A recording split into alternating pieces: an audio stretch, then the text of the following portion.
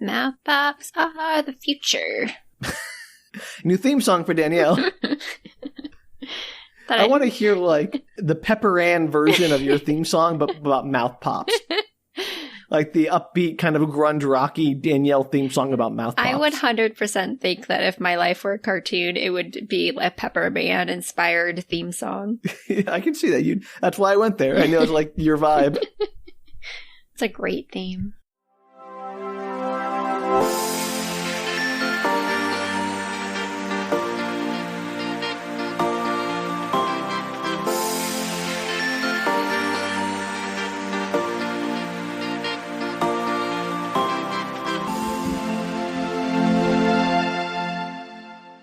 Hello and welcome to Book Retorts. I'm Sam. I'm Danielle. And this is the podcast about sharing your weird media with your friends who, in this case, kind of know what you're talking about. Kind of. Kind of. Because this is part 2 of our Starlight Barking episode, the Dodie Smith classic sequel to 101 Dalmatians. Yes, which I knew. I knew was a sequel. Good job, Danielle. You knew it was sequel or a prequel or something. You knew it was related because I said A, Dodie Smith, and B, the Twilight Barking. Yeah, I don't know if I knew the name. Like, it's familiar, but I couldn't have come up with it on my own. So, I covered the first half of the book, first 6 chapters, in our last episode, Danielle, and as is tradition, I think it's time for you to tell me... I don't know. Pass. That's not an option. Okay. Gosh, I tried not to think about this over the week. Why? Because it's a very weird story. I did tell several people that we were doing the sequel to 101 Dalmatians that was about psychic dogs with telekinesis powers. Yeah. And they were like, yeah, that makes sense. And everybody agreed that was a weird sequel to 101 Dalmatians. You have no idea how weird it's going to get in part 2. Oh, gosh. Okay. So what happens?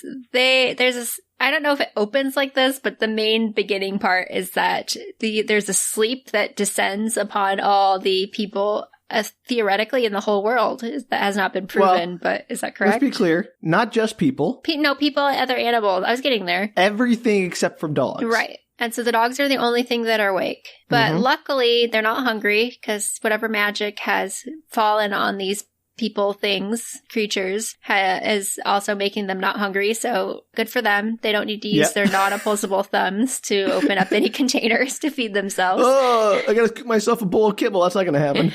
And then... This book is, as you're telling me this, it reminds me, this book is crazy, but also kind of boring. Like, so little happens. You know what I mean? Yes. So they realize quickly that they have telepathic powers. Like, they can hear other dogs. Which dog specifically do they hear first? They first hear Pongo and Mrs.'s child, who is over in London with Cadpig. Yes, thank you. I might have gotten there though. With the Prime Minister. Is that where his dog she is? She's in 10 Downing Street, which is where the Prime Minister lives. Yeah, and so Cadpig alerts them that they're in the last couple hours they've done lots of government testing, and now they can all talk to each other. Apparently, they can all float. Yes. What do they call the floating? I was just trying to remember it. It's really swishing, good. Swishing. Close. Swish. Swash. Swish. Swish. Swoosh. Swoosh. It's double O, not an I, double O. Swooshing. Swooshing. Yeah. So they swoosh. All the dogs can float and travel that way for no reason whatsoever. And there's a reason. Because they're turning into stars, I'm pretty sure. Okay. And let's see what else happens. Does anything else happen? No, they decide to build an army. That's what Cadpig's talking about. She wants her dad, Pongo, for some bizarre reason, to be in charge of this dog army. Preferably Dalmatians. What kind of dog army specifically? Dalmatians. Yeah, Dalmatians. There you go. Yeah. Because this is a eugenics game. And yes, we all remember poor Patch, a dog with a patched ear who has refrained from breeding because he doesn't want to pollute the Dalmatian bloodline with his deformities. Crazy. Which is a black patch on his ear. Crazy. Yeah, super crazy. But she wants her non-government dad to form this Dalmatian army and some other dogs and telepathically call them all to Downing Street. Where pretty much all the characters from the original 101 Dalmatians are part of this army. Yes, where they will all join up and be ready for any bad guys, because so far there is absolutely no evil influence in this entire first half of this book. Yes. Now, There are a couple of other things that happen that are important. I don't know if you remember them. Sure, there's the dog, the general's cat, and his boy, who are like honorary dogs, quote unquote, at some point in their lives. Yeah, they're half dogs. They suddenly wake up like a day or two into this mysterious sleep. This is all one day. This is like a few hours. Really? I thought it was like the next day. No. Oh, well, several hours later, the dog or the cat and the child who were both asleep suddenly wake up and they join the fray. And the child can kind of speak dog, but only to the general. That. Yeah. Yeah, the dog because he's an honorary dog. The cat, oh my gosh. The kid can kind of speak dog, but only to the general who was in the first 101 Dalmatians. And they decided to transport the kid on a tractor. That they caused to float and swoosh with them. Over to Downing Street, I guess. And they can't travel more than 30 miles per hour due to laws.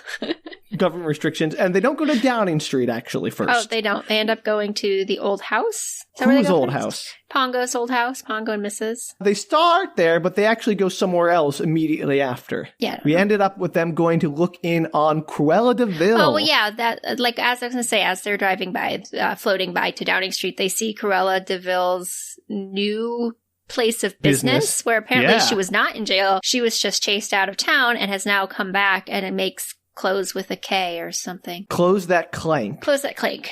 And so nobody bothers to check in on Cruella de Vil to see if she's actually sleeping. They just assume she is, which seems like stupidity on their part. Well, I mean, that is the entire purpose of the last chapter before we left off, which is where Pongo and his immediate family go to Cruella's house. They meet the tractor with the general, who was a colonel in 101 Dalmatians, but upgraded himself to general. Yes. And Tommy, the little boy, and the cats, I should say. One is one of the white cats that used to belong to Cruella, and the other cat that used the other lieutenant of the general. And they all go to Cruella's house, and we left off with them entering her home. Correct. And we found out of note that all the dogs that are left now live in like a dog farm up where Cruella used to live. And they never changed the name of the building. From? I don't remember. Something terrible. Hell Hall. That's right.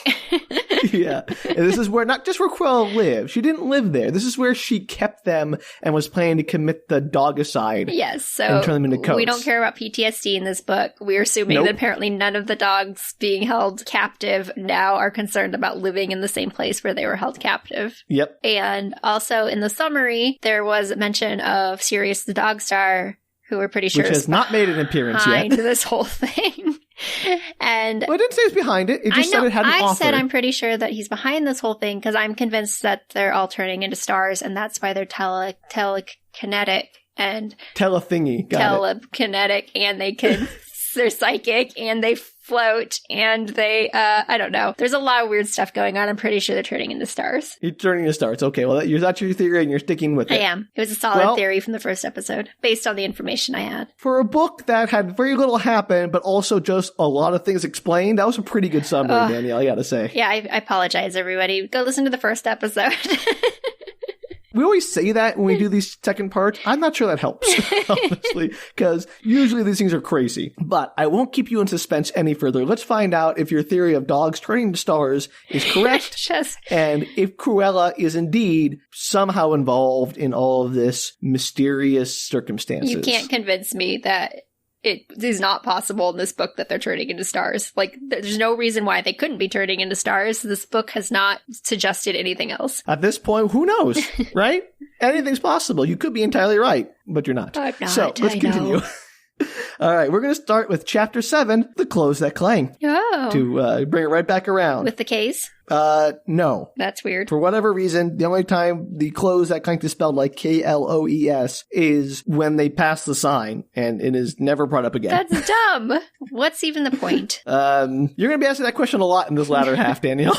All right, continue on. Is Cruella awake or asleep? We're going to find out. So they stalk into the room, and it is dirty. Like, the whole house is kind of dirty, which doesn't really strike me as Cruella. She seems like she would be a meticulous person. Right, which is why I thought it was her twin sister that had taken over. Sure. And so they're looking around the kitchen. You disregard everything I say. At this point, Danielle, I haven't even started my second summary here, so we gotta, get going. So I'm gonna have to put a pause on the interruption for a second. Otherwise, it's going to be another 4-hour episode. Fine, I'll just sit here. Carry on. If you're going to be petulant. That's my go-to response, Sam. That's fair. Anyway, there's a lot of pepper in the air, and they find a recipe for Cruella's favorite pie. There's a lot of pepper in the air? Pepper. Like, apparently she's obsessed with pepper. Okay. Like, she has a giant pepper grinder. And has used it recently. And yes, and her favorite recipe, her favorite pie recipe is as follows. Line a pie dish thickly with black pepper. Sprinkle with a very little meat. Put a thick layer of white pepper, then a thick layer of horseradish mixed with mustard. Top with red pepper. Serve very hot. So it's Doesn't mostly that sound delicious? A pepper pie? Basically, it's a pepper pie. Because that might be good with way more meat. Yeah, it might be with way meat, but they say specifically a very little meat. And Mrs. is like, you couldn't serve that pie cold if you wanted to. I'm like, wait a minute, this is very British, because it is a very British cuisine thing to think that pepper is the ultimate spicy thing. Yeah, well, I don't disagree. I'm going to be on the Brit side for this one. That pepper is the spiciest thing? I don't think it's the spiciest thing, but it is definitely very spicy. I don't think black pepper really compares to, like, chili peppers in terms of spiciness. Sure. All spice is too much spice, Sam. Wow, that's really showing your skin there. I am a very, very pale person. I will admit that. Sorry, I've gotten better with my spices, but... Well, you would fit in very well here in hating this pepper pie. And again, it sounds gross. Like everybody would hate that pepper pie, Yeah, Sam. no, it sounds gross, but I don't think it's going to be like, oh, it's burning my face off. It just seems like it would be like, oh, chalky and gross. Anyway, they just sort of say, well, that's gross, and they move on. How do they know her favorite pie? Because they found a cookbook when they were reading the recipe out of it. Okay. And so Pongo looks around, and they go in the dining room, and there's just all these portraits of Cruella on the wall. And he's like, no, that's gross. Don't want to see that. So she's portraits of herself in her own house. Yeah, she's that kind of person. And so if you recall, they were recently joined by a Staffordshire dog who was just hell-bent on murdering Cruella. Oh, yeah. Yeah. I thought that was a solid plan, though. Yeah, and he's... Unless Cruella was actually doing the world a favor by killing the eugenic Dalmatians, in which case, that was our theory from last episode. That's important to note, I think. And you'll be also happy to know that Staffordshire is still bent on killing Cruella. He's all with the kind of like, you use claws, I use teeth, we can make this happen. I like him. Yeah, he's great. So they go upstairs and they find her room and they hear a rattling coming from the room and they go in, but it's very dark. Like they can't see anything. And so Pongo, he decides to go in first, and Mrs. and one of the other dogs go in with him. And he's like, well, I really wish I could see in here. And then the curtains part by themselves and let the light in so they can see. Because, you know, whatever a dog wants, they get in this book. Magic telekinesis. And Mrs. has a thought that I think was very nice. She's thinking to herself, she was terrified, but determined to act bravely, which is the bravest kind of bravery there is. Now, that was a fun sentence. I like Mrs. She's really sweet. She is not given, like, the most respect in this book, but she seems very, like, genuine and kind. I like her. I like her, too. All right, so they go in and they see that Cruella de Vil is lying fast asleep in the bed. Her husband is in another bed next to her because 1960s, I guess. I don't know. And she's just asleep. Is she married in the book, the first book? Yeah, I think so, yeah. Mr. de Vil, he was the one who owned the fur company. Okay. I don't know if that's mentioned ever in the movie. I can't remember. I don't think it is. And I don't, again, and to be clear, I didn't read the first book, but he is mentioned as owning the fur shop in this book. So that's all I got. So Cruella de Vil, fast asleep. She is not involved in this whole thing, apparently. Or is she faking asleep? Well, the cat looks at her. What? Go ahead. Let's say, so the cats look at her, and the Staffordshire is like, hey, should we just kill her anyway that she's asleep? We just murder her asleep. That was the question I was interrupting with. Was, okay, yeah. Are they just going to kill her anyway because it might save them some trouble? That was their thought. They wanted to do that. And the cat's like, I don't know. And Pongo was like, no, we can't kill her in her sleep. We're better than that. I know she kidnapped all of my children and tried to murder them for furs and is a wicked and evil person, but no, we shouldn't murder her. Basically, it's just like, we won already. She's not involved. It's just wrong to murder someone in their sleep. It's not very, like, honorable. I'm just saying, maybe this dog has honor. Who knows? The point is, they're not going to murder her. And they notice something weird. Her sheets are not ermine like they were before. They are like a plastic, they call it. Plastic sheets, because they make plastic raincoats. Now they have to sleep in plastic sheets, apparently. Oh, okay. She couldn't just have cotton? Flannel? Apparently, when the DeVils go in hard on something, they go all in. Like, they say, we're making plastic raincoats, we're going to make everything plastic. That just seems uncomfortable. It does. And they find these sheets, and they hear them rustling and clanking. They go up to them, and they find a rack of raincoats, and they touch them. Like, wait, these aren't plastic. They're like a very thin tin. They're like metal almost. Yeah, close that clank. And they're close that clank. That's right. And they're like, well, that's real weird. Is that what they're made the bed sheets out of, too? Yeah. Is that not the most uncomfortable thing to sleep on ever? I would imagine so, but I'm not Cruella de Vil, so who knows? Okay, so weird. Whatever. Move on. And so Tommy tries to pick up one of the metal, very thin tin raincoats, and is like, well, that's really heavy. He puts it back. Does she sell a lot of these? What's her business model? It sounds like a really terrible business to sell metal tin raincoats. I don't know. Does tin rust? I mean, tin cans do, don't they? They can. I don't know. You think I would know this? I know that, the Tin Man rust does in sure, in whatever. Yeah, well, I know that tin can corrode, and that's a Wizard of Oz. FYI. Wizard of Oz. I was going like Sound of Music, and I'm like, that is so wrong. Miles apart. Both musicals, otherwise unrelated. Words but are you hard. make like tin roofs and stuff, so maybe it has to be like galvanized or something. Yeah. I don't know. Point is, tin raincoats sound both uncomfortable, loud, constantly being pelted by rain, and also probably not the best way to keep rain off of you. Probably not. I don't even like those raincoats that like rustle when you move, when you have them on. Yeah, like a poncho, like a plastic poncho. Yeah. Yeah. So you would hate these. And so do the dogs. The dogs hate them. But Mrs. is like, well, she's asleep. I guess she's no longer a threat. I'm glad we checked on her. Let's go. I think they should the cats should jump on her chest and see if she moves. Just a little. No. Why? So- That's a perfect way to know if somebody's actually awake, is to like surprise jump on their chests. Just to make sure. She's super evil, Sam. Yeah, okay. And maybe a little claw action. Just to make sure. I admire your thirst for blood against a defenseless person, Danielle. That's very admirable. She tried to kill some puppies in the last book, Sam. She did. She deserves failed, a little thankfully. cat claw, like, in her chest. I don't disagree. I just find that attacking sleeping people is probably not the most... I don't think a cat jumping in her chest is attacking them. I've had many a cat jump on my chest, and it's just surprising. Well, all I gotta say is that does not happen. The dogs are like, all right, I guess we found out she's not really a threat or involved at all, and let's go. And the curtains close, and they take that as a sign that they're done here, because they no longer need the light since they've confirmed that Cruella is, in fact, asleep. Of course. I want this to be true. I'd love Cruella to actually not be remotely involved in the story. Well, good news. She isn't. Is she really not? So they all leave the house, and Mrs. is like, I guess we didn't really need to go into Corella's house, but then why did the door open for us? And then Pongo's like, well, because we need to know that we didn't need to know. Because we need to confirm that it wasn't we need to worry about. If she really doesn't come back, what was the point of even having her in the book? Boy, Danielle, I wish I could answer that question. My best guess, fan service. It's like... 101 Dalmatian fan service.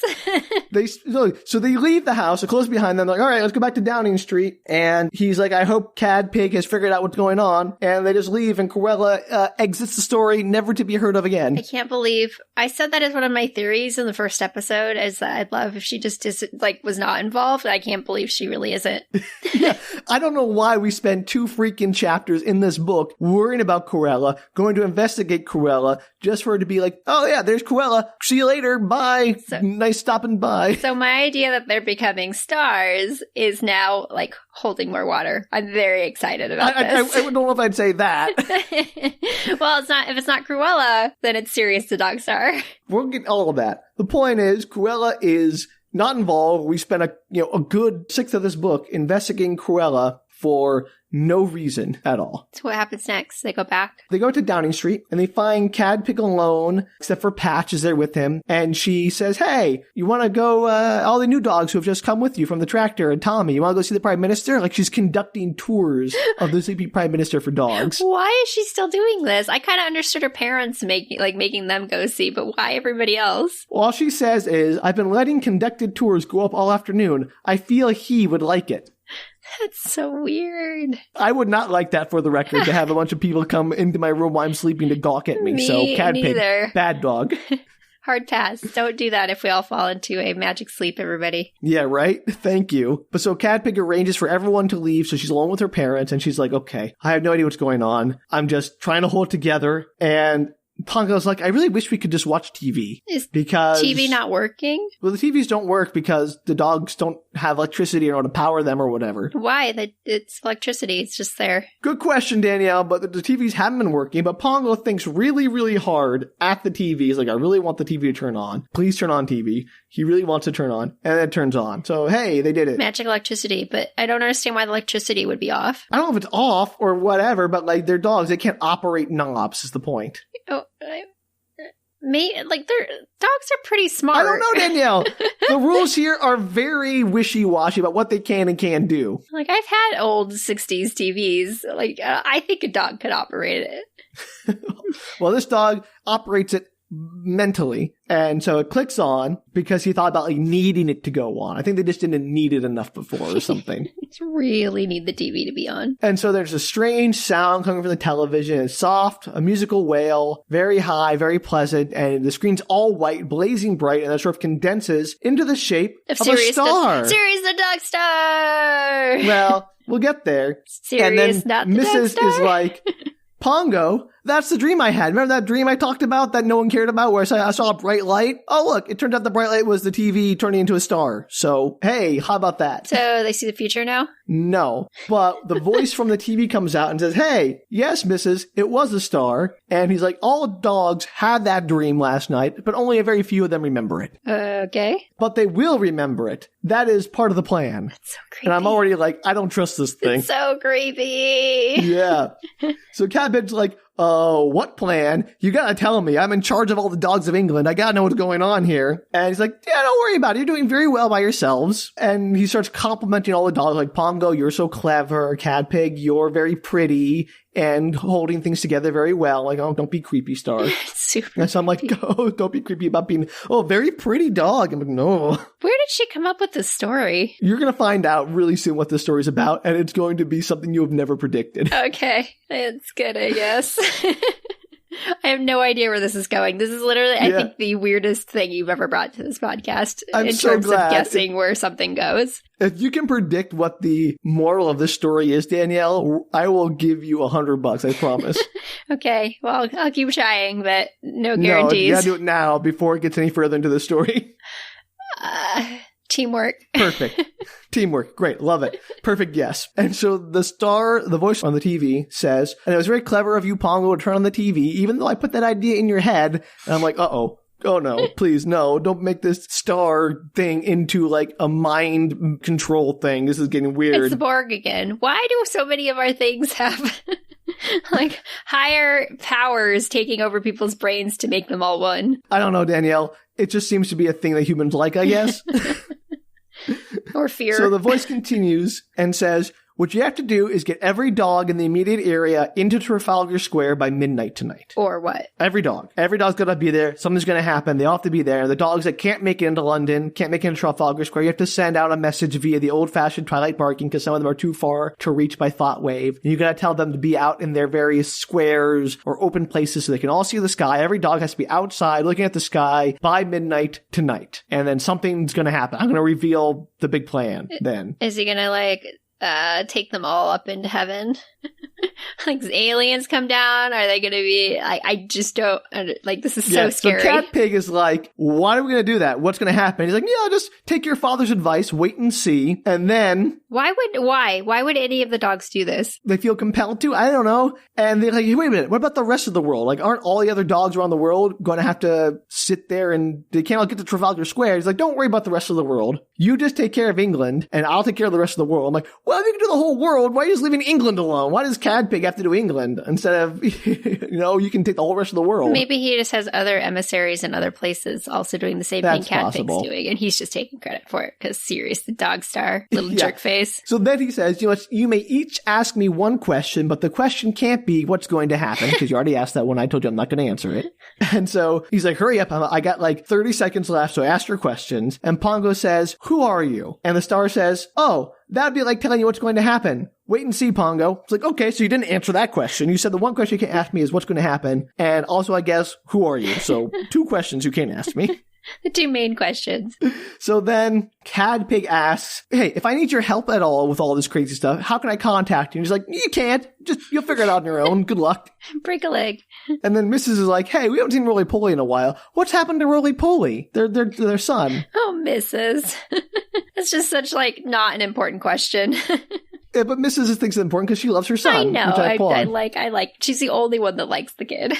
I know. Poor Roly Poly. And the voice says, I can't see him at the moment, and I don't have time to look for him. So, I don't know. Figure it out. So, those are the questions. It vanishes. And I got to think to myself, okay, so you make this whole spiel about, hey, you can ask me 3 questions. They ask him 3 questions. Gets no answers. No helpful information at all. It was completely useless. Yep. Pages of wasted ink. I know. So what we've learned so far is you could take about 3 chapters of this book out and you'd still have the same story. More than that, probably. And so they're all like, well, that guy was weird. Do we like him? I don't know, but we better get started. Why don't, Pongo and Mrs. go out and get in the Twilight Barking and try to get the other message out while Cadpig thinks her thought waves to all the dogs in the immediate vicinity about what the new plan is. And nobody's like, I hope this star doesn't want to kill us all, destroy us. They're all a little apprehensive, but none of them, they haven't felt hungry all day. They haven't felt, remember how they all are very well behaved? Like all the dogs seem to be just sort of feeling generally sanguine about everything. Which is why I think he's just going to kill them all. And the general has come back at this point and they explain what happened. And he's like, well, I'm glad someone's in charge, but who? And then Tommy goes like, hey, Tommy thinks it might be an outer space person. Like, it hasn't announced itself as a star yet, but we all know it's a star. Yeah, it's an outer space person. Stars, outer space people. Tommy, who is really into science fiction, is like, oh yeah, it's like aliens or outer space people. I'm so excited for this. You go, Tommy. But then, as he's saying this, the voice comes back and is like, Pongo, don't pry. Tommy, keep your silly ideas to yourself. And then it goes, Cadpig, get busy, or there'll be dogs who don't know what they have to do at midnight, and that'll be most unfortunate for them. See, that's super sketchy. Yeah, no, it is menacing as heck and creepy, and I don't trust this thing. I don't either. And I think all the dogs that are coming out, they're like those guys in Men in Black, all those people that decide to go up to that's Men in Black, right? Where they go stand Independence on top Day. Independence Day, right? Where the You're people. With what movie is what today, aren't you? I'm very tired. Like all those people at Independence Day that decide to go to the top of the tower with their signs and scream at the aliens to come get them. This feels exactly like that. And so Pongo and Mrs., they go out to Primrose Hill to go bark at the country dogs to say, hey, get outside at midnight and be ready. Is this some religious metaphor? I'm sorry. No. Okay, good. It also feels a little bit like that. The coming. Yeah, no, I feel you, but it's not. So I had some questions here, which is like, hey, wait a minute. If it's midnight in England, it's not midnight everywhere. Right. So why is England so important? And I feel this about whenever aliens land in America every time. Why is America so important? Why is England so, it just feels like if this is a global thing, the star is not thought through the logistics of this really very well. Maybe the star is doing it all over the place. Maybe as a multifaceted personality, you can do it in multiple time zones. Sure. But then, if it's a star, it has to be at midnight because it's night. It's not going to be at midnight, everywhere. But you don't know that somewhere else where it's 9 hours later or earlier, they haven't already done something to those dogs. Oh, I know. It's going to be all at the same time. Oh, okay. Yeah, that's what I'm saying. It's crazy. Well, then I don't know how it works for the places that are already daylight. Yeah, exactly. And so Pongo's like, hey, it'll be fun to have just one midnight in Trafalgar Square. And Mrs. is like, yeah, it is fun. Even though it's scary, it's fun. And Pongo's like, yeah, I haven't been scared in a while. It's like a horror movie kind of thing. He doesn't say that, but that's what they're getting at. That's sometimes fun to be excited and scared a little bit. Not by creepy stars where everybody else in the entire world's asleep. I'm like, no, this is way beyond that, guys. You are not alarmed enough for this scenario. Oh, children's books. Yeah.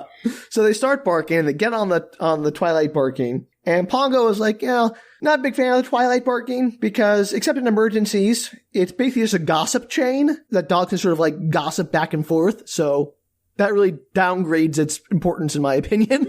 This is kind of an emergency, though. Well, this one is, he's like, yeah, he uses it. He's happy to use it. But he's in general, he's like, the Twilight Barking isn't that important. You name the freaking book after it, but it's really not that important. I'm glad they finally brought the Twilight Barking in, though, because I don't know if you recall, but in the first episode, I asked why this book was called The Starlight Barking. Because they all telepathically communicate. Yeah, well, this would be the extent of the use of the Twilight Barking in this book. So. Yeah, but I mean, it's just a cool title, so I can see why she used it for the book, but at least it actually comes into play. All right. So they bark really hard, and they finally reach the Great Dane, who, again, was in the first book. Like, this book feels like 90% of the plot is just, hey, remember this person from the original book? And, like, the most paper-thin new plot stretched in between all the fan service. Well, so far I'm enjoying this crazy plot, so... It's crazy. But as you mentioned, you could cut out chapters of the whole Cruella de Vil side quest is irrelevant. So he's barking at the dog. He's like, I've heard the thought waves, but I'm so far out and they're kind of vague that I just sort of ignored them. And he's like, I wish your daughter wouldn't toss her thoughts into my head. That kind of stuff. I'm like, that's a good point. It's fair. It's like the cranky get off my lawn dog. No, he's just kind of like, he's like the country, like, I live out here. I don't need to be bothered by all this noise from you city folk kind of dog. Yep. So he agrees to relay the message about meeting outside at midnight. And they're like, okay, cool. Let's head back to Downing Street. And as they finish with the Twilight Barking, they turn around, they head back, and we enter Chapter 9 in Trafalgar Square. So they swoosh over to Downing Street, but they get into a roadblock at Trafalgar Square. There are too many dogs all streaming into Trafalgar Square trying to get ready for the midnight reveal, and they're just stuck in a traffic jam. Can't they just float higher? I don't understand the swooshing. Well, Mrs. has, so far, swooshing is just like a few inches, like you're just hovering. You're a hover dog. So Mrs. says, hey, let's go higher. Because, you go, Mrs. As you pointed out, really great idea that no one thought of until now. I don't believe nobody would have thought of that. Well, apparently they didn't, because she thinks really high thoughts and floats up like a helicopter, quote unquote, and Pongo follows shortly after her. So they go about 6 feet in the air and just fly over the dogs with the new high swoosh that Mrs. has invented. I mean, I'm really glad that Mrs. invented that, because that is a dog after my own heart. But I do not believe that, like, every puppy wouldn't have been like, how high can I go with my swooshing? I immediately thought that in Chapter 1. And I'm like, well, I guess it's just a hover dog or something. Like, no, they can actually go higher. They just no one ever bothered to try. I do not believe that. I'm only telling you what I tell here. Mrs., warranted or not, is being credited as the inventor of the high swoosh. I support that, since I like Mrs., but I'm calling shenanigans. You can call shenanigans all you want. You're going to be doing that a lot. Also, high swooshing. So, yeah, the high swoosh is a great name. So they get back and they go in the cabinet room and they're just finished at the cabinet meeting, and Cat Pig's like... When you said cabinet room, I was thinking like cabinets. I was like, they finished their meeting in the cabinets. No, the cabinet. I got it. It's just my slow brain. It took a moment. English is fun. It's great. And Cadbig said, none of us really had anything to say in this meeting because we were just waiting for the dog star. So we just passed a vote of confidence in ourselves and called it a day. My kind of meeting. Yeah, that's a very government meeting. I approve of that. That's good, Dodie Smith. Very nice. We're doing great. Let's go. And Roly Poly and the Foreign Secretary, however, are still missing. Mysteriously missing. Roly Poly and the Foreign Secretary, who they ran off together and are living a happy life because nobody likes Roly Poly and they're all super mean to him. Yeah. So they're like, all right, time for us to go to Trafalgar Square because it's almost midnight or something. Time just sort of moves weirdly in this. And so Tommy and the cats get on the big tractor, and so do Pongo and the cabinet ministers. So they all want to make sort of a procession, and they don't want to be like swooshing with the rabble. And they get the tractor to high swoosh because obviously. Yeah, obviously. Which is hilarious. So they get the tractor up and they go to Trafalgar Square and they land in the middle of Trafalgar Square, and they're like, all right, we're here. Let's see what happens. So it's waiting. And they're outside the National Gallery, and Mrs. is like, I do wish the lights were on, and suddenly all the lights come on in London. No. So good job, Mrs. She's on a roll. She is. High swooshing, lights. Getting the lights to come on. Realizing that being brave while you're scared is the best kind of bravery. Yeah, Mrs. is really the hero of this book. She is. I agree. The most interesting character so far. And so... after a bit of time, someone suggests that Pongo give a speech for some reason. Speech. And so he does, but then he plagiarizes at the very end of it. He sees the statue of Nelson up on the pillar that's in Trafalgar Square, and he paraphrases the famous Nelson quote and says, England expects that every dog will do his duty. And he's like, that's the end of the speech. That's pretty much it. And everyone's like, okay, great. What's going to happen? I don't know. Do they clap with their dog paws? No, they probably bark or something. And so suddenly all the dogs just start feeling really excellent, like marvelous, spectacular, the best they've ever felt in their lives. They don't feel anxious. They just feel happy. The Minister of Transport, who is Babs the poodle, if you don't recall, does a little dance with the Chancellor of the Exchequer, and then they get applauded for doing a little dance in the middle of Trafalgar Square because everyone's just feeling really happy. So they can't applaud. I guess. How? I don't know how that would work. Real question. It's a question, As we know, that is not answered. I have a lot of issues with applauding, and I would like to know how dogs do it. It would be really unfortunate if dogs could applaud better than you. I think the bar is low. No, that's true. And then all the dogs just sort of like start singing, but it's like a dog wail form of singing. And Tommy and the cats do not appreciate this dog wailing singing. Go figure. But all the dogs just look super happy and they're just singing to express their happiness. So nobody's worried that the cats and Tommy might be affected by whatever crazy thing's about to happen with Sirius the dog star? Nope. What if it did Sirius tell them it was okay to have non-dogs on the plaza? He just said get everyone there. And since they're honorary dogs or half dogs, they included them. Okay. I don't know what's going to happen, but it could be bad news bears. So, at this point, Pongo looks up and notices that the stars are getting brighter. And they're getting brighter and brighter. One star in particular is getting very bright and very large. And as it approaches, Big Ben starts clanging out the stroke of midnight. Bong, bong, and it's coming closer. And then suddenly, it vanishes. All the lights go out. They're plunged into a terrible darkness. Just everything black. No lights at all. And all the dogs are simply frozen in abject terror. This is fun. Yeah. So they go immediately from complete and utter revelry to abject terror and darkness. And that takes us to chapter 10, the Starlight Barking. Great. Starlight. In which I have a question. There is no Starlight Barking. There is no Starlight Barking. They don't bark at the Starlight. So what's your question? Nobody's found Roly Poly. Nope. And nobody bothered to go and try and find him prior to midnight, even though the guy said all the dogs need to be there. Correct. Roly Poly, man. I am he gets a short straw every time. He does, and not even Mrs., who likes Roly Poly. Well, his mother, so yeah. I'm concerned about Roly Poly's family life. I'm not going to spoil anything, but what happens to Roly Poly is great. Okay, that's good, I guess. Because Roly Poly needs a good resolution. I feel really bad for Roly Poly. I would say that's the only part of the story that's going to make any sense. Okay. All right, continue on. I'm looking forward to this. So all the dogs are sitting there completely silent in terror, and Pongo is sort of trying to think through it, trying to use his analytical mind to think through the terror. And then he realizes they're being controlled by someone or something immensely powerful. Yeah. And then there's another bright light. And for a moment, the figure of Nelson on the pillar, seeing that it vanishes to be replaced by the blazing star that addresses them. And it says to them, "Hi, sorry about that, but it was necessary for you to know darkness and terror to contrast it with the light and joy, just so you would know the difference." And I'm like, wait a minute, what? Just so you know how good you have it. Right. He's like, you gotta know that if you have to know what darkness and terror is so you can know what joy is. He's like, don't worry, nothing but bliss from here on out. And I'm like, uh-oh, this is a cult leader. It's 100% a cult. He literally says, quote, I'm going to be quoting this guy a lot because what he says is insane. The star says, "That is, there will be bliss if you will accept bliss. The choice will be yours." No. Yeah. I'm so worried about this book. Yeah. And they're like, oh, Bliss is really great. I love Bliss. Okay, let's hear this. And so he introduces himself as, "I am Sirius, Lord of the Dog Star," which, what? Yeah. So is he the other dog, not dog stars, but dog star? He is the Lord of the Dog Star. So implies there is one dog star and he is the master of that dog star. But is also the star itself. It is super weird. I don't know what's going on. See, this is a religious analog. Sam, this is like the Holy Spirit. The Trinity or whatever. Yeah, the three in one. No. I don't know. Maybe. But what he says is, "I've always loved dogs and wish they could be with me on my lonely star." So he's turning them into stars. Is this where you were you reading this book going, "Oh my God, Danielle might be right"? No, absolutely not. At no moment did I think Really? she could have been right about this. Yeah, because he doesn't want to turn them into stars. He wants to bring them to his star, to live as dogs on a star. That's even weirder, but you didn't know that until then. I never were a moment thought they were turning into stars. So I'm sorry. Really, because I really think that was a valid choice in that moment. I'm not saying it wasn't valid. My mind just did not go there.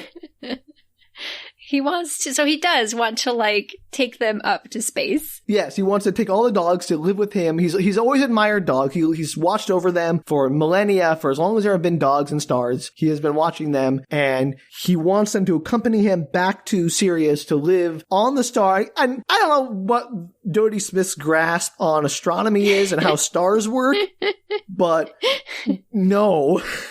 Well, maybe it's one of those things, like, you shouldn't take the things you love because they would actually all burn alive. Turn into a plasma of dog. Like, he thinks they could survive there because he doesn't understand dogs, but as soon as he takes them there, they're just, like, dead. I think it's more metaphorical that they'll be, like, transformed or protected in some way with and that, turned that he's into, protected them. like, stars inside the stars. See, my idea was actually pretty close, Sam. Okay, you'll see why it's not in a second, because I'm about to tell you why this is happening. Okay. I have to read this verbatim because, boy. So he says, quote, "For the longest time, I have loved them, but I could not ask them to leave Earth. But now I can, because for soon, through human foolishness, there may be no Earth, or no Earth as you know it. And those few of you who survive will be desperate, starving wretches, fighting each other, eating each other, just in order to go on living life that isn't worth living." That's intense. Yes. And he's like, "Hey, Cadpig, you've lived on the Downing Street. You've heard the mission. You know what I'm talking about." She's like, "Yeah, nuclear bombs. We're talking about nuclear war." It's a Cold War book, Danielle. Like several of our books. This whole book turns out to be a fable about the dangers of nuclear annihilation in the Cold War, because it was written in 1967. I was going to say what year. Explain it. Yeah. I did not see that coming. I did not expect this to be a Cold War book. 75% of the way through it. That's a book ahead of its time. No. I mean, it's not like, I thought for a second, oh, climate change. Oh, wait, no, 1967 is Cold War book. So you replace it with climate change, though, and you'd have a book set for 2021. That's true. If they just replace Cold War with climate change, this book would be pretty much the same. You could even keep the star in there. But yeah, so his whole book is that, hey, I love you guys, dogs, but I've never intervened in your lives, and I've always watched you from afar, and I really wanted to have you, but I couldn't because, you know, you've been doing all right. But now that the Earth might be destroyed by nuclear annihilation, you want to all just leave and come join me on Sirius and keep me company there for eternity? And screw all those other cats and birds and snakes Every and other humans. living creature on the Earth is screwed. Yeah. Catpig's like, well, the humans may destroy the Earth, but they might not. The star's like, you know, dogs won't have any say in the matter, so you really don't. You're taking a real big risk here. And most humans won't have any say in the matter either. But there is a risk, and that's why it gives me the right to rescue you if you would like. But he also says, I gotta admit, though, this is more of an excuse for me. I just really want you all to come with me in my Starks. I'm so lonely. And this has just been a really great excuse to come and ask you to come with me. And then Pongo's like, hey, how could we leave our pets? And he's like, what? You don't have the pets. You have owners. You pretend you are pets, but really you're not, because which of you until today have been able to open doors? You don't get to do what you want. You're not free. You're clearly an enslaved class. So come on, throw off your shackles of oppression. Join me on Sirius, the dog star. I mean, he has a point. He does have a point. These are, as we talked about last week, anytime you have sentient animals, raises a lot of ethical questions for the way humans treat them. Yes, absolutely. And to be fair, there are a lot of ethical questions for the way we treat animals now, even though if they're not sentient. But boy, that's a can of worms. So we're gonna move past that right now. This podcast does not have the time to go in depth on the ethical treatment of animals. We don't have the time, nor do we really have the moral authority, Danielle. That's absolutely true. And so the star then starts just praising all the animals. Like, hey, Pongo, you're really great. Catpig, you're pretty cool. And then he just goes down the list praising every breed of dog one by one, even mongrels and mutts and mixed breeds. And, hey, you guys are pretty good too. And every dog cheers when their breed comes up and then just goes through this and does that. That would take a long time. Have you ever seen one of those charts that has like all the breeds of dogs on it? Yeah, exactly. No, it takes like hours. I was like hours. It's like 3 a.m. by the time he's like, and boxers, you're pretty cool too. And then like, you know, one of the mutts is like, hey, wait a minute. I like being my people. They're very nice to me. And they're like, well, but he's always apologizing for you. Don't they call you Heinz or 57 varieties as a way to apologize for your mixed breed status? I'm like, uh-oh, here come the eugenics again. And the dog doesn't answer because his name is Heinz. And so, ouch. This book's really driving that home. Yeah. And he's like, dogs, they starve to death. They die and they suffer. But if you all join me on Sirius the Dog Star, no dog will ever suffer again. Because you'll be stars. Nope. Does not say that. That's implied, Sam, obviously. So Mrs. asks, how are we going to get there? And he's like, don't worry about it. You can just swoosh your way to the Dog Star. Just think really swooshy thoughts. Really swishy, high star thoughts. And you'll get there pretty much instantly. I'll give you that power. And so now it comes to it. He says, here it is. It must be a mass and unanimous decision. So you'll have to decide amongst yourselves worldwide and put it to a vote, and whichever dog side wins, whoever side gets more votes, stay or go, every dog is going to do that, whether they want to or not. That's not unanimous, though. Exactly. I'm sorry, not unanimous. I meant a majority. Okay. I'm like, those are big differences. Yes, so it must be a majority decision. So either way, some unhappy dogs. How come, like, some of the dogs can't go? The ones that want to go can go, and the ones that don't want to go can stay. That was my immediate question, Danielle. Like, why can't he just take some of the dogs? He gets some company. Those dogs that are, want to leave can leave, and the dogs that don't want to leave can stay. Like, why is that like a big problem? It seems like he has the power to do that, but he's just like, nope. It's all or nothing, doggies. Because it's more dramatic for the plot line. Well, yes, obviously, but no.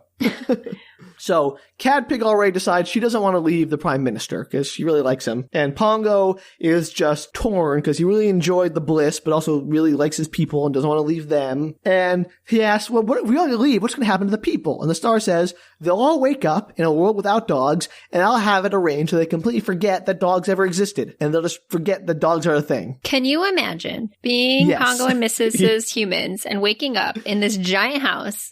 I assume all the dog stuff, like, remains? Leashes, food. Does it disappear? Let's pretend like it's still there. And you're like, what is all this stuff? And why do we have so much space? And why do we have kennels? What do we put in these kennels? Yeah, no, it's really insane. Or even if you, everything disappears and all the dog paraphernalia is gone and the dog's gone, you don't remember dogs exist, but you wake up and you have like 100 acres of nothing. And you're like, why do we live here? There's 3 of us. No, I think that the star may have mentioned again. I don't remember exactly. He might have mentioned, "Oh, don't worry about all that leftover stuff. I'll just take care of it. I'm magic. Don't worry about it." They'll just forget the dogs. You still wonder why you live in this giant hall with all. No, that's totally true. That'd be like, this is crazy. Do you have like 1 million children? What's going on? like, why do we have so much space? And so Sirius is just like listening to the dog's thoughts and getting a feel for it. Like, I get that some of you are really hesitant. I admire your faithfulness. I understand it because, well, I am a star, but I'm also a dog. See? And then it turns into a dog on the plinth, and every dog sees it as its own breed. So it's like all dogs to all dogs. Yeah, right? And so Mrs. is like, oh, gosh, I really would like some more bliss, but I don't know if I could leave the Dearlies. And Pongo's like, I don't think I could either. And the sheepdog, the general's like, I have obligations to my sheep. I can't leave them. The star's like, yeah, don't worry about your sheep. They will not miss you or need you. And no humans will miss or need any dog. Dogs will simply be forgotten. And then finally the general says, hey, what about our honorary dogs, Tommy and the cat? And Sirius is like, well, that's up to them. They can come if they want or not. So apparently it is optional. So do the parents of Tommy wake up and go, we never had a kid? Probably, because Tommy is on board. He's like, go to a star in the sky, in space? Yes, please. I appreciate Tommy's enthusiasm for this insane plan. He's like, yes, I want to explore space. I love science fiction. Take me, Starman, take me. And the cat, on the other hand, is a no-go. Cat's like, no, thank you. I don't want to go to space with a bunch of dogs. Definitely not go to space, but not because they were attached to their humans. They just would be like, nah. Nah. I think the cat would be like, spend eternity in a star full of dogs. No, thank you.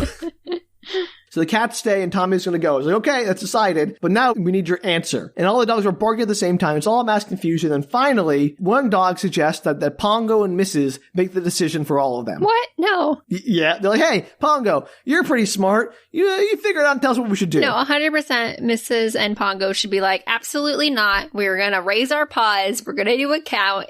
That's all that's going to happen. Nope. And they're like, all right, we'll take this responsibility. Sure, absolutely. It's insane. That's the stupidest thing I've ever heard. And Pongo's like thinking about it and he's really torn. And then he realizes his mind is being invaded by the star. And like, being pressured one way or the other. And he's like, hey, get out of my head. And the star's like, you got me. All right. Starman. I'll give you an hour. Go into the National Gallery. You have until 2:00. And when you come out, you'll have your answer. And I'll go away and leave you alone so that you won't have any undue interference from me. So they're implying that whole conversation prior to this only took an hour from midnight to 1 a.m. Yeah, and that every dog ever on the planet was having the same conversation at the same time with this star. And he complimented every breed of animal. All of that happened in 1 hour. Yep. I don't think she thought that through. No. Well, again, time might just be like dilating. Yeah, or let's whatever. pretend the star. I mean, why not? The star has magic powers on everything else. Yeah, exactly. But also, is Pongo speaking for the entire planet of dogs or just the dogs of England? Because it's not clear. And that'd be super annoying as a dog from another place.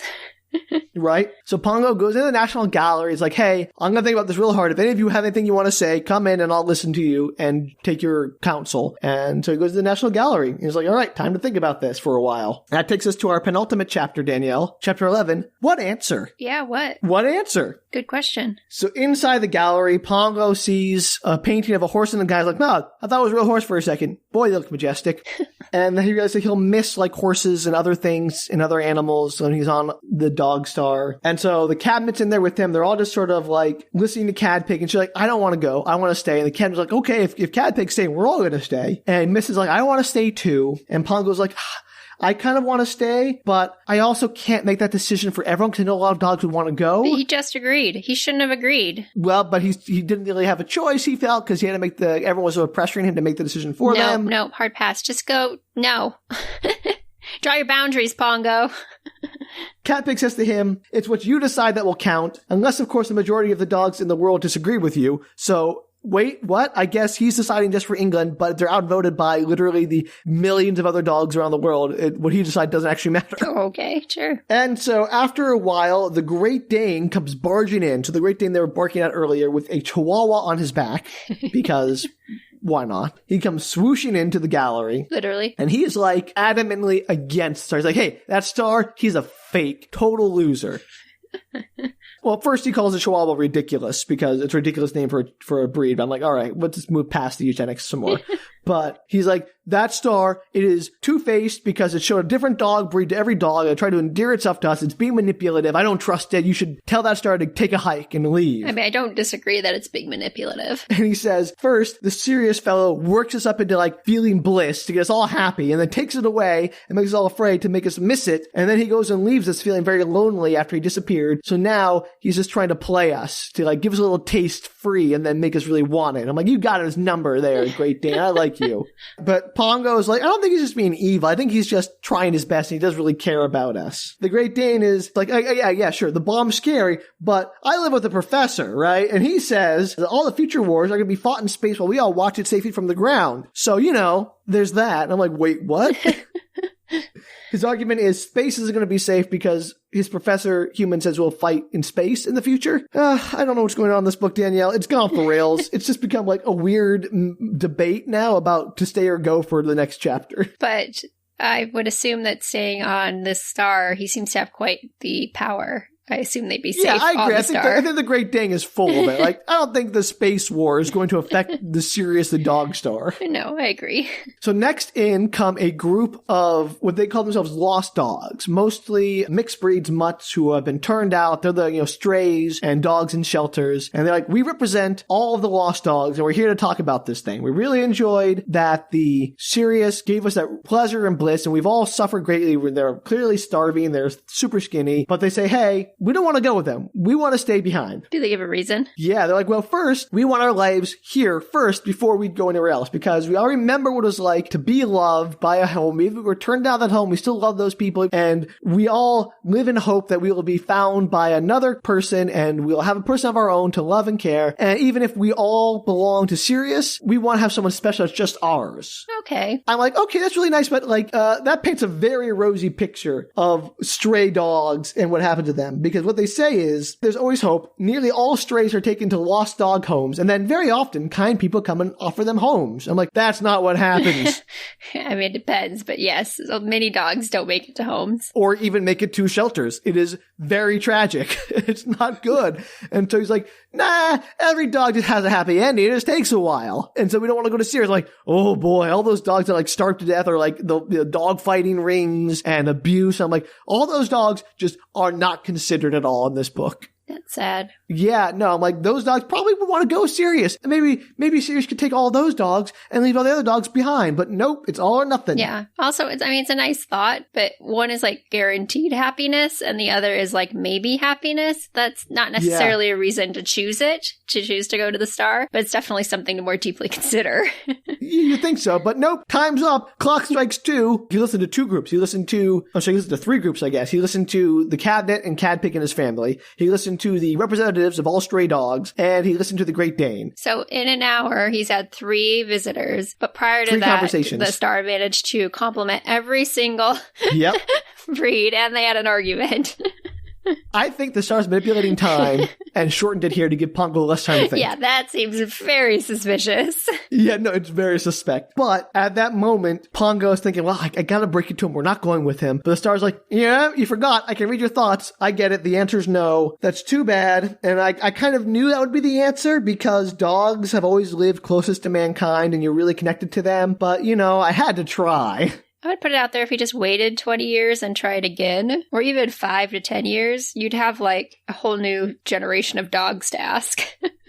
Or maybe just take a few dogs. I'm sure there are plenty of dogs who would love to go with you. Sure, I don't understand why he didn't just take the dogs and said yes. It's crazy. And he's like, all right, well, I hope you never regret your choice. So you all have until sunrise to get home before all your powers vanish. So be sure to get home quickly before sunrise. Just everyone swoosh home as fast as you can. And then once you get home, by morning, your powers will vanish. And if you're not home by morning, you'll be stuck wherever you land, and all the humans will wake up, and this will all be over. Like I was never here. So does it like resort to the previous day, or does it like a whole new day, and the humans were like, how did we sleep through an entire day? I don't know. Maybe the humans don't even know they slept through an entire day, Danielle. Maybe everything's a day off now, but the humans don't know it.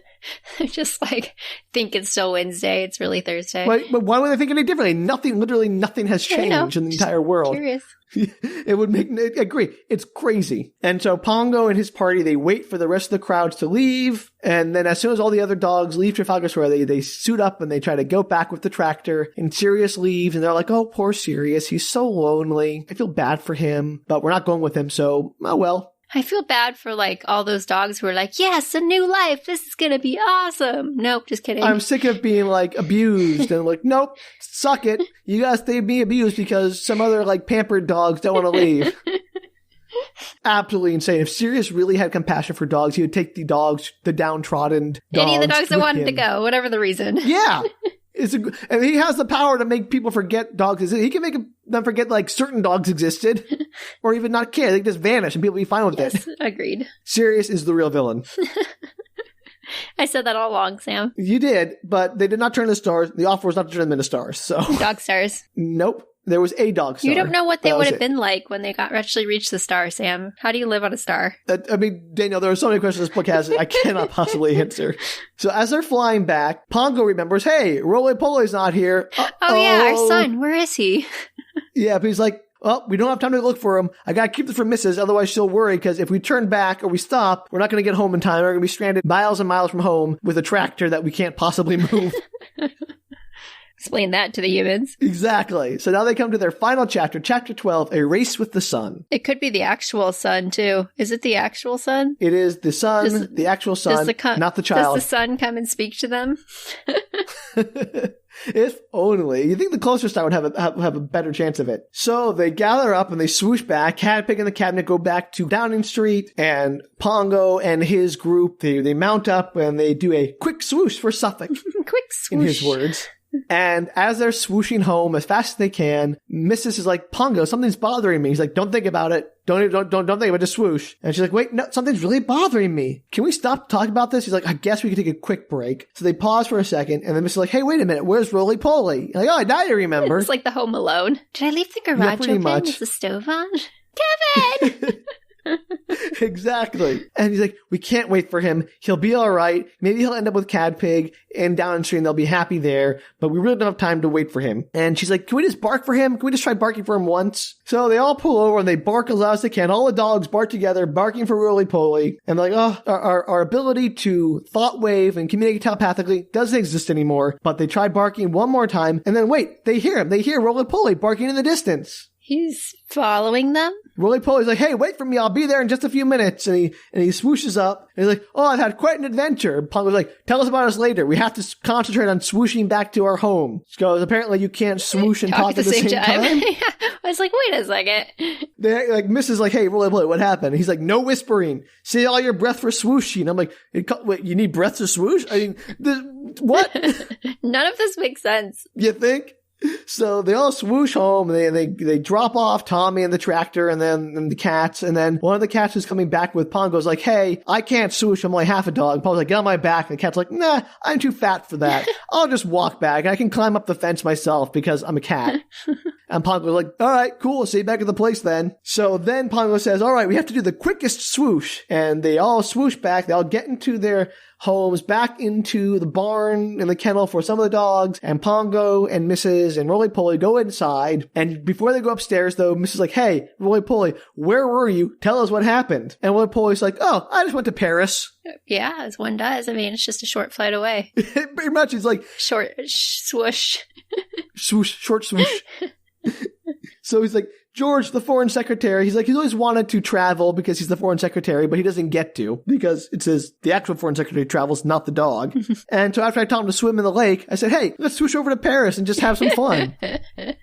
Love Roly Poly. Did. He's the best. Like, I know this is like big world time ending stuff going on, but let's go to Paris. They go to Paris and they hang out at the Eiffel Tower. They hear the dog star talking to them because all the dogs in Paris get at the Eiffel Tower to hear the dog star. And he's like, it was fun to hang out. And you should have seen George, all the French lady dogs. He's like, oh la la, they were having fun.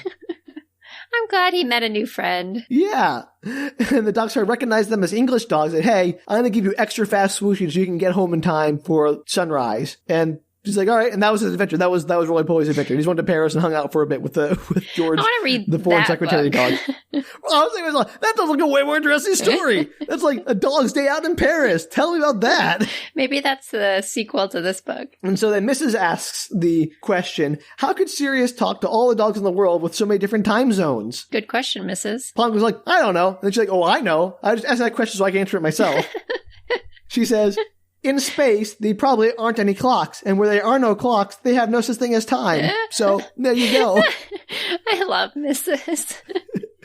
She's like, it's either that or magic, but yeah, this is more fun. I'm a little disappointed in her lackluster support of Roly Poly. But other than that, I really love Mrs. Yeah.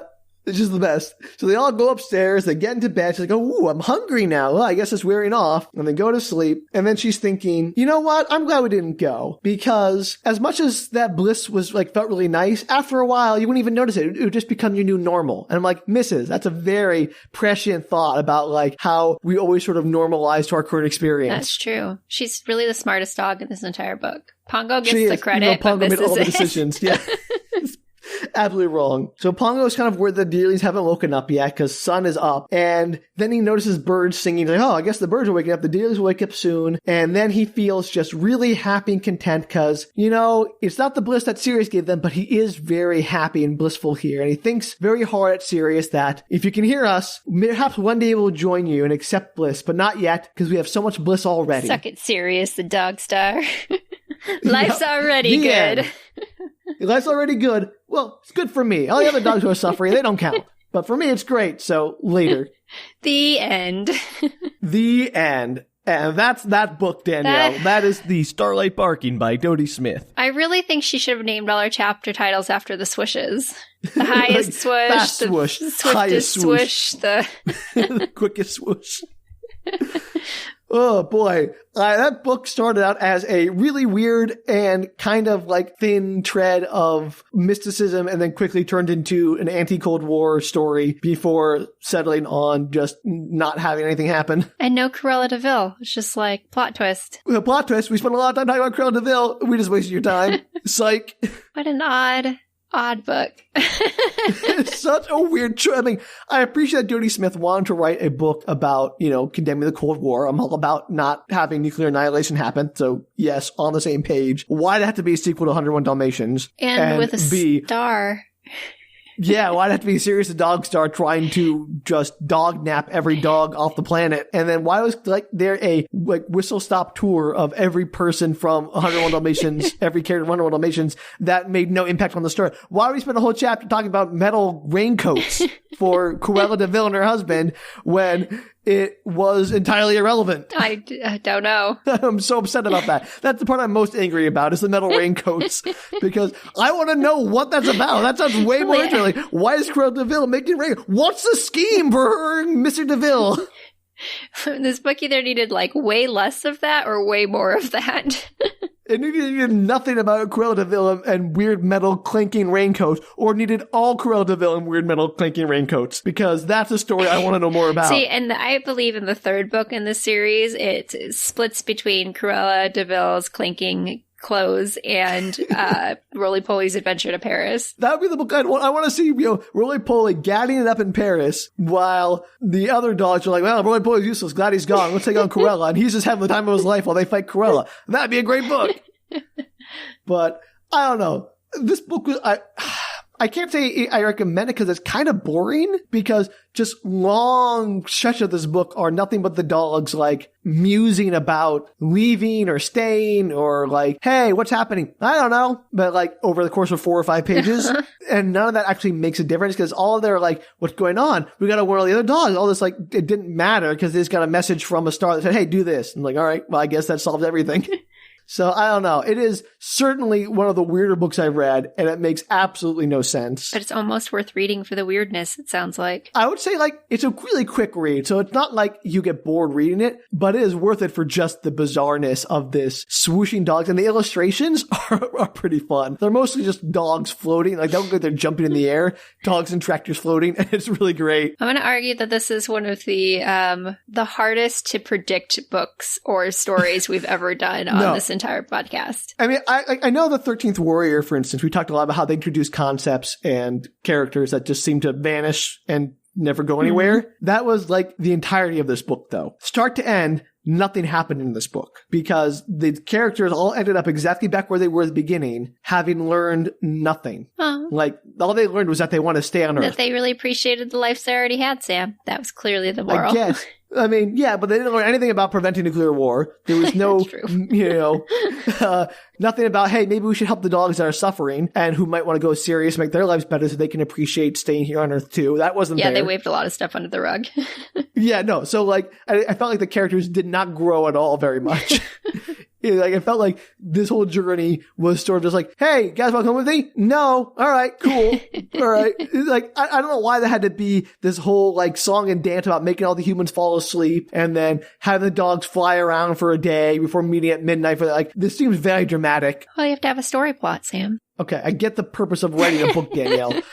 My question is, why was this book written? I don't know. She had the idea. She wanted to put it on paper, and she hoped one day we would make a podcast about it. That's the real answer. She's like, well, maybe someday some people will talk about how weird my book is on a podcast and really appreciate the Cold War messaging in there. And we do, Dodie Smith. We do. I'm 100% on board with this. I feel again, this book could have been weirder. If it had just gone full tilt into surrealism. Oh. Anyway, do you have any other questions, Danielle? Because I don't know. I think I ask all of my questions as we go along, so I think I'm fresh out of questions. It's crazy. If any of you out there, I want to know what our listeners would think. Would you have voted to go with Dog Star? If you were one of these dogs in the 1960s, hearing about the Cold War and how humanity might just annihilate everything, would you be like, yeah, I want to leave? Or would you choose to stay? Would you be okay with Pongo making that decision for you? Yeah. I don't know what my answer to that question is, but I definitely don't think I'd want Pongo to make that decision for me. Well, I want to hear what our listeners have to say, Danielle. So if they want to reach out to us, they can find us at the usual places, bookretorts.com. Or you can Facebook, tweet us, Instagram us at bookretorts. And until next time, keep an ear out for that Twilight barking. Bye. Bye, everybody. Take care.